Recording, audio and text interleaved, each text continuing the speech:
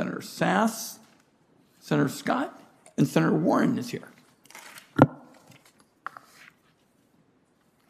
Senator Warren, because you and I both have to vote, here is Senator Brown.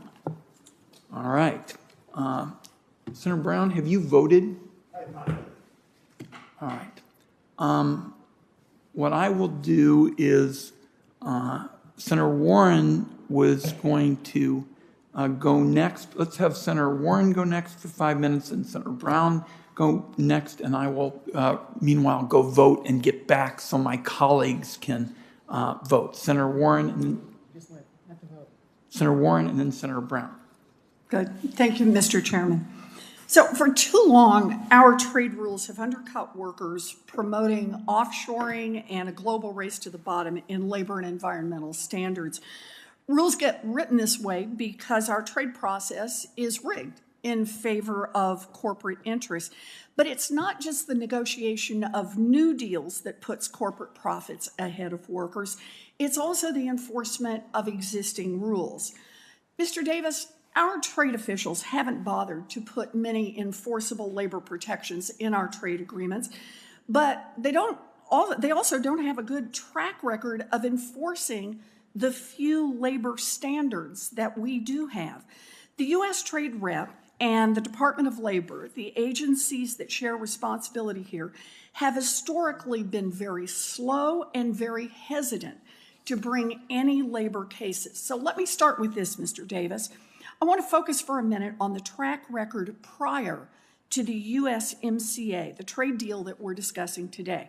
Before the USMCA, how many times had the U.S. brought a labor violation case under a trade agreement? Once. One.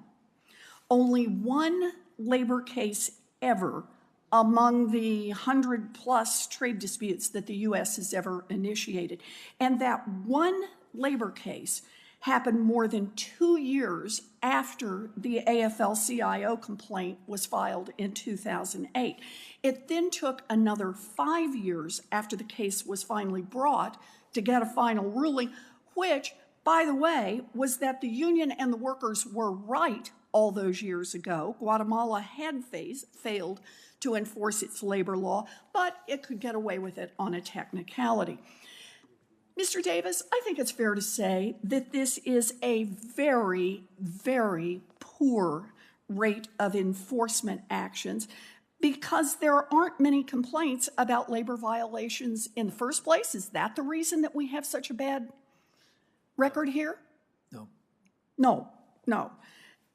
So numerous labor issues have languished for years with only one enforcement action, which brings me to the USMCA. A key improvement secured with leadership from Chairman Wyden and Senator Brown is the rapid response labor mechanism, which ensures that workers get relief in months, not years or never. Under this mechanism, when the U.S. government receives a complaint that workers' rights are being violated in a Mexican factory, for example, it has 30 days to determine whether there is sufficient credible evidence of a violation. If there is, USTR must initiate a complaint with Mexico.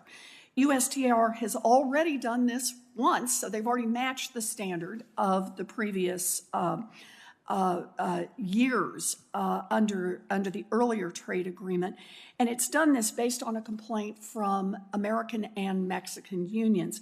This piece of USMCA is a step in the right direction, but enforcing the rules shouldn't be limited to just one part of one trade deal. So, Mr. Davis, would it help if the U.S. government committed to reviewing and acting upon any complaint that a trading partner is violating any labor commitment within, say, months instead of years or never? Senator, I think that's certainly the direction that we'd like to see. I would just say we could go further in the case of Xinjiang we're using withhold release orders. That's for forced labor, and forced labor clearly has to be immediately addressed.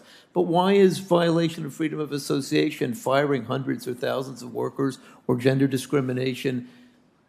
I think forced labor is worse, but that doesn't mean that those others don't deserve a similarly rapid and effective response. Well, I appreciate that very much, Mr. Davis. Any future trade agreements must include strong protections with automatic enforcement and automatic deadlines. But USTR and the Labor Department could decide right now to update their own rules to make sure that the Labor Department is responsive and fair in how they handle all labor complaints, not just those under the USMCA.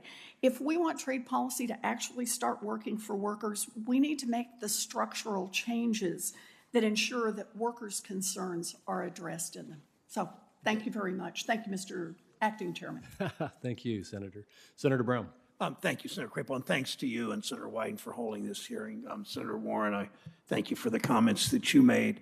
Thanks all of you for shining a light on the Brown-Wyden rapid response mechanism that many on this committee and both parties worked on.